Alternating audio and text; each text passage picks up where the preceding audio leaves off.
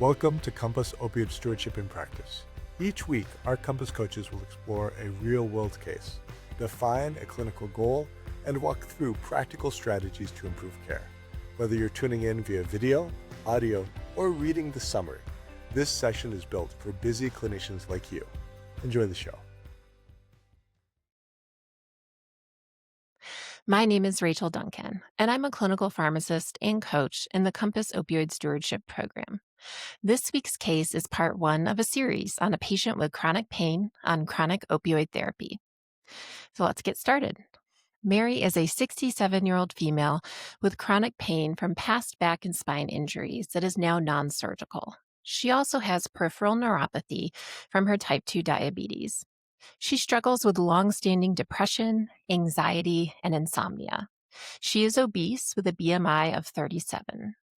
Her medications include sitagliptin and insulin for her diabetes, citalopram for depression, alprazolam 0.5 milligram tablets, which she can use up to once daily for anxiety or insomnia, and gabapentin and lidocaine patches for pain. For severe pain, she uses oxycodone, 30 milligrams, 5 times daily, and is prescribed 140 tablets every 28 days.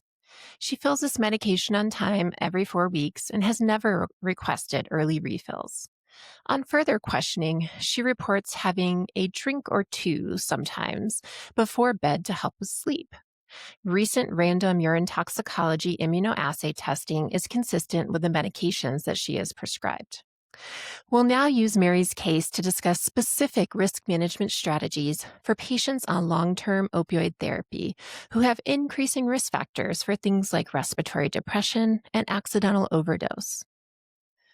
In addition to being prescribed a high daily MME, which would be 225, Mary has several risk factors for respiratory depression and accidental overdose.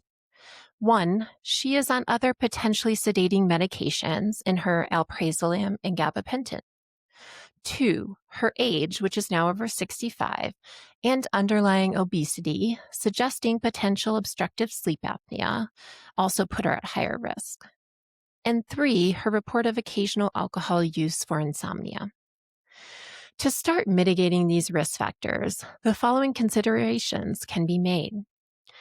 Since Mary is taking multiple controlled substances, it is appropriate to remind her of the terms of her controlled substance agreement and that alcohol use is prohibited and highly dangerous. The additive impact on respiratory depression make this a big no-no. In addition, make sure there is an informed consent on file, acknowledging the increased risk of receiving both an opioid and a benzodiazepine, along with now being over the age of 65.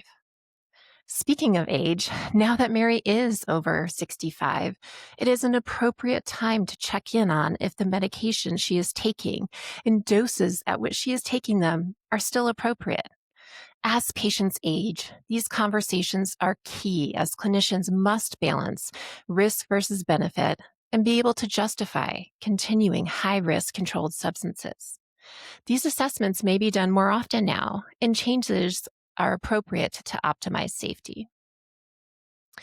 If Mary has not been formally diagnosed with obstructive sleep apnea, you can perform what's called a stop bang score to screen for OSA. Based on her score, she would be considered high risk of OSA, and she may benefit from further assessment with a sleep study and potentially treatment with CPAP. Regardless, this assessment should lead to a conversation around heightened risk for respiratory depression and accidental overdose, and a strong recommendation to make changes, i.e., either reduce opioid and benzodiazepine doses or start thinking about a change to lower risk agents. And make sure Mary is prescribed naloxone. Make sure she obtains the medication and that she is counseled on overdose risk, recognition, and response. Include her family or support person in the counseling and make sure they know where the naloxone is stored. Now that you've identified that there are likely some changes that need to be made in Mary's care, lean into your motivational interviewing skills to assess for and increase Mary's willingness to change. Though you may not be making any significant medication changes at today's appointment, start gathering information that may help motivate Barry to change in the future. Make simple suggestions like ensuring naloxone access, providing overdose education, and doing appropriate documentation. And send home patient handouts or other materials on potential upcoming changes so Mary can feel educated and ready to engage in shared decision making. So, the clinical pearls we want you to remember are: identify the factors and comorbidities that increase risk of respiratory depression and accidental overdose in patients on chronic opioid therapy. Don't hesitate to remind patients of the controlled substance agreement that they've signed and emphasize any safety concerns. Utilize your diagnostic tools to gather more information, such as the stop being, to guide further assessment of potential OSA. Prescribe naloxone and provide overdose education to patients and families. And use your motivational interviewing skills to prep patients for future changes in therapy. The Compass OPSS program provides resources to help. For more personalized technical assistance on this topic, we encourage you to reach out to your clinical coach to schedule a coaching session. Thank you. This show has been brought to you through the generous support of the Centers of Medicare and Medicaid Services. Thanks for joining this week's Compass Opioid Stewardship in Practice. Thank you for being part of the Compass Opioid Stewardship Program, and thank you for all you do caring for your patients. See you next time.